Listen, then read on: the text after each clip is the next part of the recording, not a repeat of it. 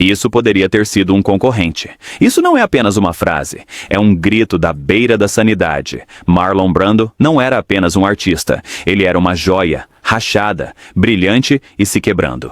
Mas o que o despedaçou não foi apenas a fama, foi a brutal realidade da máquina de Hollywood. Em alguns sets, o glamour desmoronou em caos. Diretores gritavam, contratos apertavam como algemas, e atores levavam suas mentes e corpos muito além dos limites. Estes são os 20 filmes clássicos de Hollywood que levaram atores à loucura. De colapsos mentais e acrobacias perigosas à manipulação de estúdios e tortura psicológica, essas produções lendárias deixaram estrelas permanentemente mudadas. E fique por aqui para a nossa história final. Um ator cujo colapso mental na vida real foi diretamente incorporado ao filme sem que o público soubesse. Pronto para descobrir o que as folhas de chamada não diziam? Vamos começar! 1. Uma Rua Chamada Pecado, 1951. Vivien Leigh. Vivien Leigh não interpretou Blanche DuBois. Ela se tornou Blanche DuBois. Durante a produção, a imersão de Leigh na frágil beldade sulista de Tennessee Williams a levou perigosamente perto do limite. Já lutando contra o transtorno bipolar, a intensidade de Leigh borrava a linha entre personagem e realidade. Colegas de elenco notaram que ela chorava incontrolavelmente entre as cenas, sussurrando as falas de Blanche para si mesma. O set não era um espaço seguro. Foi uma panela de pressão psicológica. A atuação crua de Brando, a direção manipuladora de Elia Kazan e o cronograma implacável não ajudaram. Quando as filmagens terminaram, Leigh disse aos amigos: "Eu tive que interpretar Blanche e isso quase me matou." Ela nunca mais foi a mesma. Sua saúde mental deteriorou-se rapidamente nos anos seguintes, e seu casamento com Laurence Olivier desmoronou. Não era atuação, era um colapso emocional capturado em celuloide. 2. O Mágico de Oz, 1939. Judy Garland. Para Judy Garland, Oz foi um pesadelo mascarado em Technicolor. Com apenas 16 anos, ela foi forçada a tomar anfetaminas para se manter magra, depois barbitúricos para dormir, iniciando um vício para a vida toda. Os executivos da MGM ditavam cada movimento dela, sua comida, sua voz, sua risada. O diretor Victor Fleming deu-lhe um tapa no rosto para fazê-la parar de rir durante as filmagens. Até os sapatos de Ruby eram dolorosos, muito apertados, cortando constantemente seus pés. A estrada de tijolos amarelos, uma estrada para o tormento psicológico. Nas próprias palavras de Garland, eles nos faziam trabalhar dias que eram intermináveis. Eu sentia como se estivesse morrendo por dentro. Ela emergiu de Oz uma estrela, mas também um produto, brilhante, quebrada e lutando contra demônios dos quais nunca escapou. Não magia, mas manipulação. Não um sonho, mas uma descida. 3. Os Desajustados, 1961, Marilyn Monroe. Monroe não atuou em The Misfits. Ela se desfez. Escrito para ela pelo marido, Arthur Miller, o filme deveria legitimá-la como uma atriz séria. Em vez disso, expôs o quanto ela havia se tornado frágil. Constantemente atrasada, fortemente medicada e emocionalmente instável, Monroe estava visivelmente se deteriorando. Em um ponto, ela desmaiou no set e foi hospitalizada por uma semana.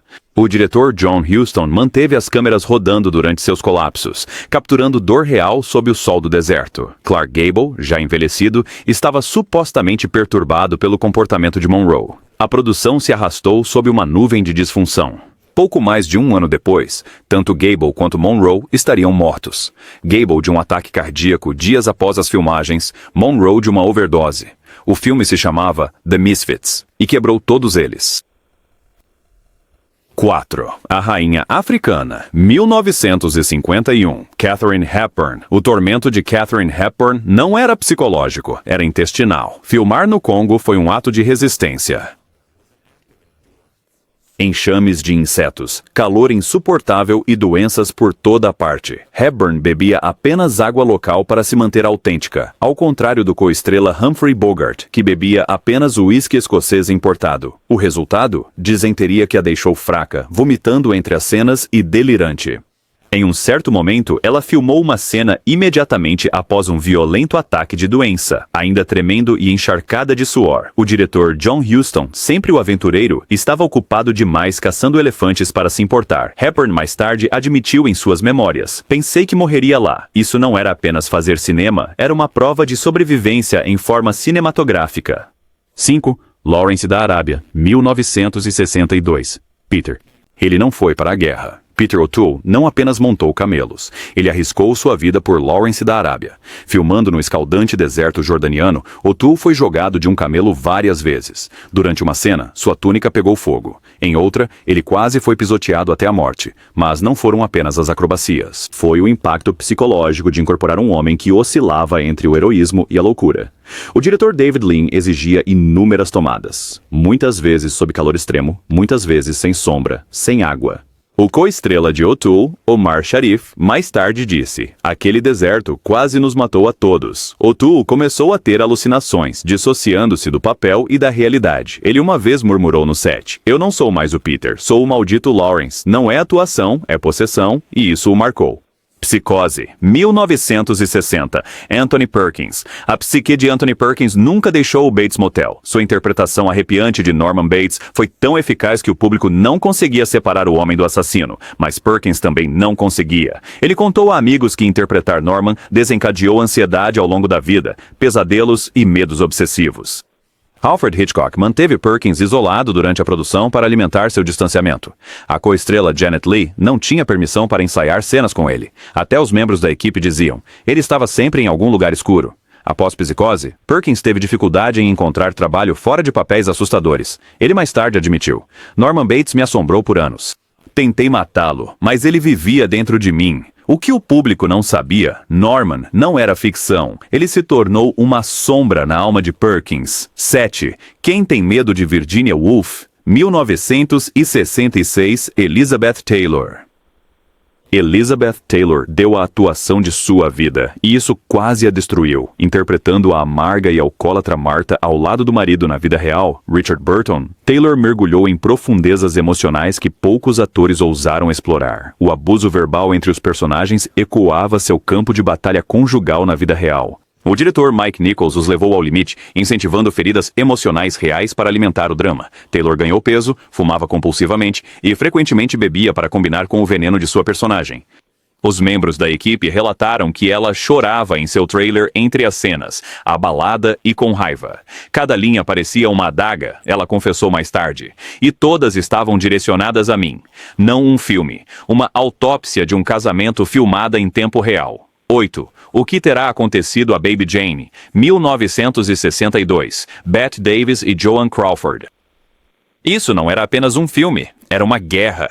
A rivalidade entre Bette Davis e Joan Crawford era lendária, mas Baby Jane a tornou perigosa. As rivais amargas compartilhavam o set, mas se recusavam a falar fora das câmeras. Davis supostamente chutou a cabeça de Crawford durante uma cena. Crawford, em retaliação, encheu seu figurino com pesos para machucar as costas de Davis durante uma cena de arrasto.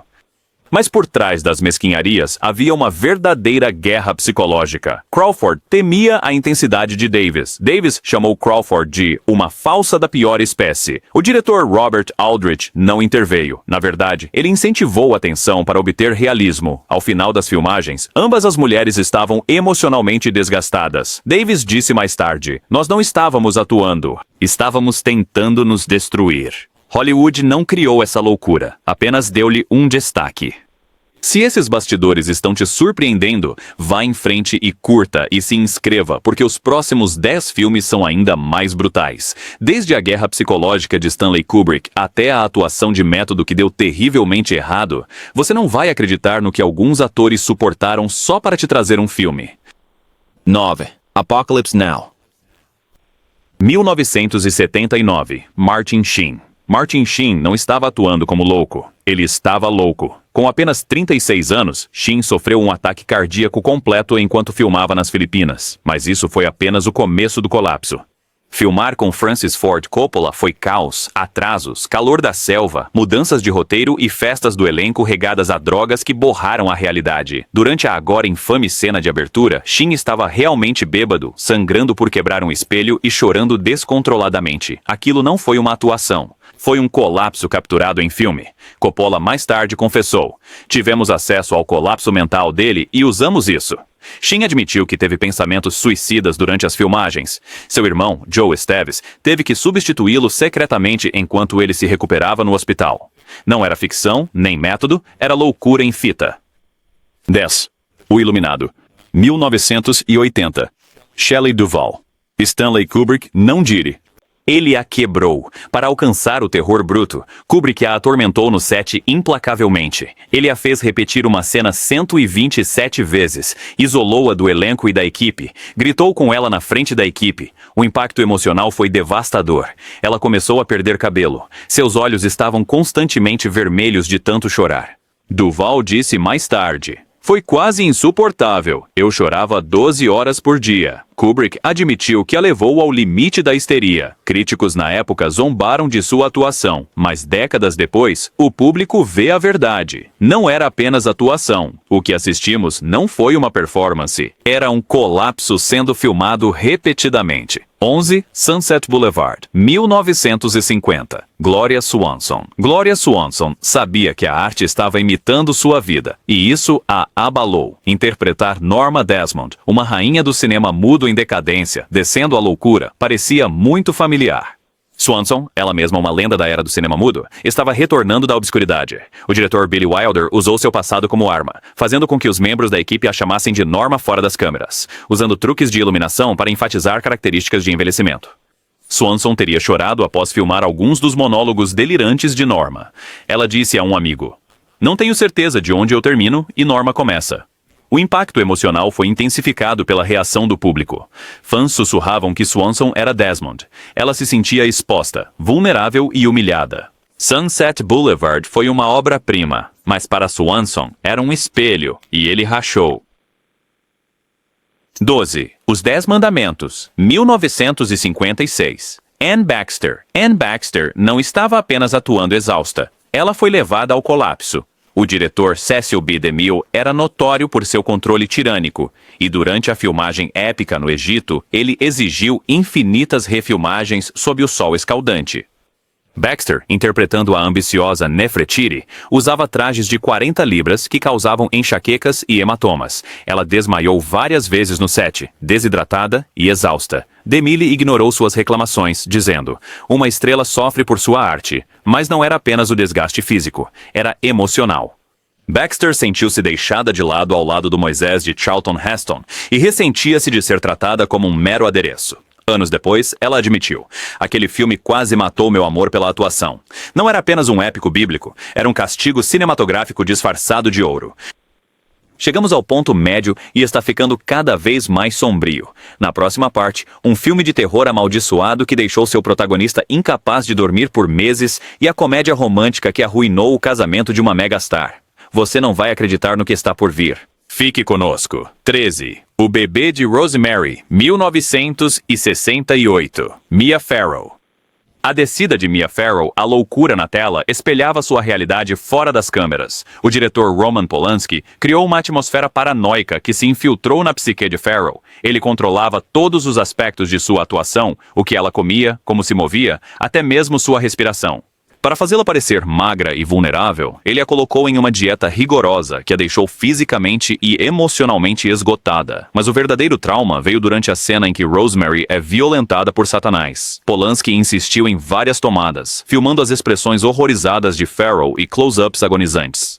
Mais tarde, ela confessou: "Eu não sentia que estava atuando, sentia que estava sendo violada." Seu tumulto na vida real piorou a situação.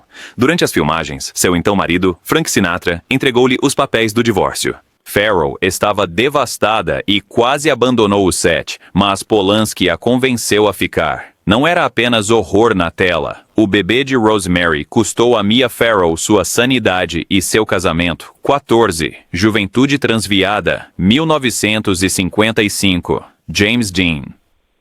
A última atuação completa de James Dean foi alimentada por tormento real. Dean já era emocionalmente instável, temperamental, intenso e obcecado pela perfeição, mas rebelde sem causa tocou em algo ainda mais sombrio. O diretor Nicholas Ray incentivou Dean a reviver sua dor pessoal. Ele filmou cenas de uma maneira que manipulava as questões de abandono da vida real de Dean, frequentemente usando técnicas de isolamento no set para manter Dean emocionalmente vulnerável. Durante a icônica cena "Você está me destruindo", Dean desabou tão intensamente que teve que ser fisicamente contido depois. Ele confessou mais tarde que interpretar Jim Stark abriu feridas emocionais que ele nunca havia fechado. Os co-estrelas Natalie Wood e Salmi Neill lembraram momentos em que Dean desaparecia em cantos, tremendo, sussurrando falas para si mesmo. Apenas semanas após o término das filmagens, Dean estava em um acidente de carro. Muitos acreditavam que Rebel desbloqueou algo que ele não podia controlar. Não era apenas angústia, era uma escavação emocional que o engoliu por completo. 15. Gaslight, 1944. Ingrid Bergman. Ingrid Bergman não apenas atuou em um drama de gaslighting, ela viveu isso. Interpretar uma mulher manipulada a duvidar de sua sanidade já era emocionalmente exigente, mas o diretor George Cukor exigiu completa vulnerabilidade. Ele fez Bergman ensaiar cenas de colapso dezenas de vezes, nunca satisfeito. Quero medo real nos seus olhos, ele teria dito a ela. O co-estrela, Charles Boyer, permanecia no personagem fora do set, evitando conversas triviais e tratando Bergman friamente para manter sua postura vilanesca. Os efeitos psicológicos foram devastadores. Bergman admitiu: comecei a duvidar de mim mesma. Senti como se estivesse perdendo o contato com a realidade. Mesmo após o término das filmagens, ela teve pesadelos e ataques de ansiedade. Anos depois, ela ainda se recusava a assistir ao filme, chamando-o de o papel mais emocionalmente desgastante da minha carreira. O termo gaslighting veio deste filme e Bergman foi sua primeira verdadeira vítima. 16. My Fair Lady, 1964. Audrey Hepburn. Audrey Hepburn desabou quando soube que sua voz seria dublada. Ela se dedicou intensamente ao treinamento para o papel icônico de Eliza Doolittle, trabalhando por meses em aulas de canto. Mas o produtor Jack Warner não confiava em suas habilidades vocais. Ele contratou Marni Nixon para dublar cada nota, informando Hepburn apenas depois que as filmagens começaram. De coração partido, Hepburn supostamente saiu do set chorando. Ela gritou: "Você tirou tudo pelo que trabalhei. A traição a devastou." O co-estrela Rex Harrison tentou confortá-la, mas o dano já estava feito. O diretor George Cukor mais tarde confessou que ela nunca recuperou totalmente sua confiança. Sua performance radiante mascarava a turbulência que sentia por dentro. Embora o público a adorasse, Hepburn chamou a experiência de agridoce. Ela se tornou Eliza, mas apenas em parte. Ela falou as falas, viveu o papel e deu o coração, mas Hollywood silenciou sua voz. A pressão está aumentando. Os próximos 4 filmes revelam como a ambição, o ego e as expectativas implacáveis empurraram as lendas da Era de Ouro além do limite. De performances mutiladas a traições de estúdio, o próximo capítulo é o mais sombrio até agora. Pronto para mais segredos que os estúdios enterraram? Vamos continuar. 17.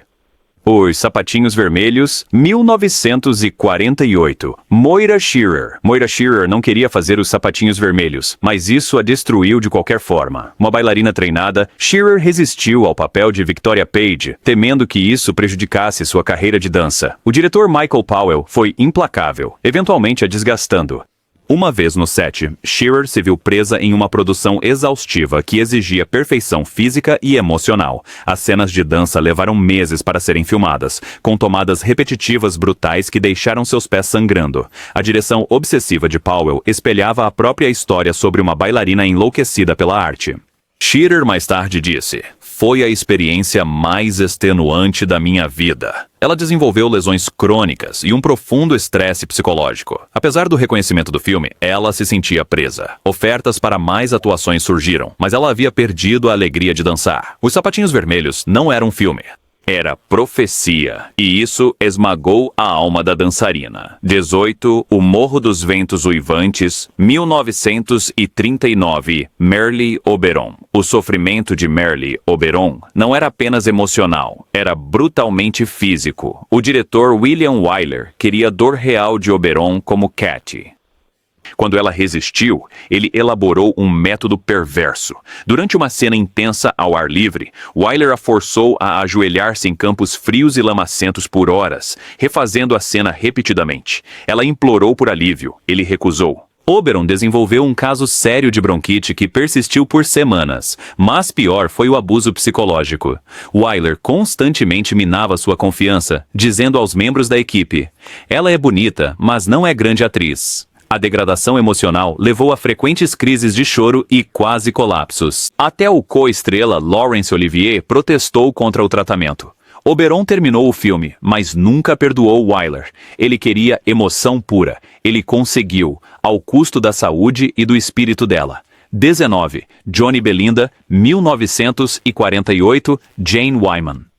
Interpretar uma sobrevivente da agressão sexual surda-muda levou Jane Wyman a um lugar perigoso, sem diálogo para Ri or E. Wyman teve que expressar trauma apenas através do silêncio, expressão facial e linguagem corporal. Ela se isolou por semanas, recusando-se a falar fora das câmeras. O papel exigia que ela revivesse abuso, impotência e estigma social todos os dias. Ela começou a ter pesadelos, insônia e ataques de pânico. Amigos notaram que seu humor escureceu significativamente. Mesmo após o término das filmagens, ela teve dificuldade em falar em público e se afastou de eventos sociais. Sua atuação lhe rendeu um Oscar, mas a um custo emocional elevado. Em uma entrevista anos depois, Wyman revelou: "Fui fundo demais. Perdi pedaços de mim em Belinda. Ela deu ao mundo uma obra-prima, mas pagou com sua paz de espírito." 20º, The Snake Pit, 1948, Olivia de Havilland. Olivia de Havilland se ofereceu para entrar na mente dos insanos e quase não voltou. The Snake Pit foi um filme pioneiro sobre doenças mentais e de Havilland se comprometeu totalmente. Para se preparar, ela visitou hospitais psiquiátricos reais, observando pacientes em celas acolchoadas. O que ela viu a assombrou. Durante as filmagens, o diretor Anatoly Litvak recriou as duras condições de uma instituição mental real. Os gritos dos pacientes foram gravados e usados em cenas-chave. Em uma sequência arrepiante, de Havilland é amarrada a uma maca e levada por uma ala de mulheres gritando, muitas das quais eram pacientes reais filmadas no local. Olivia mais tarde admitiu que sofreu de dissociação e trauma emocional por meses. "Comecei a duvidar da minha própria sanidade", disse ela. O filme foi um marco, mas a atriz que expôs o sistema quase se perdeu dentro dele. Não apenas um papel, uma descida e um aviso. Fato bônus: Let There Be Light, 1946. Soldados Reais. Antes que o TEPT tivesse um nome, tinha um rosto, e era real. Dirigido por John Huston para o Exército dos Estados Unidos, Let There Be Light era um filme em estilo documentário que acompanhava o retorno, que são soldados-chave sofrendo do que agora chamamos de transtorno de estresse pós-traumático. Mas o que o público não sabia era que os homens apresentados não eram atores. Eles eram veteranos reais tendo colapsos reais. Filmado dentro de um hospital psiquiátrico militar, as imagens eram cruas, dolorosas e totalmente sem filtro. Alguns pacientes choraram durante as entrevistas. Outros se dissociaram completamente. Uma cena mostrava um homem desabando em lágrimas quando não conseguia se lembrar do próprio nome. O governo achou as imagens tão perturbadoras que baniu o filme por 35 anos. Isso não era Hollywood. Isso era horror sem roteiro. Por trás das luzes, sob o glamour, a Hollywood clássica funcionava com sacrifício. Essas não eram apenas performances, eram atos de resistência, emocional, física e às vezes espiritual. Alguns atores ganharam Oscars, outros perderam a cabeça, mas todos pagaram um preço muito maior do que a fama. Curta, inscreva-se e lembre-se, o que você vê na tela é apenas metade da história, porque na velha Hollywood, o verdadeiro drama acontecia quando a câmera parava de filmar.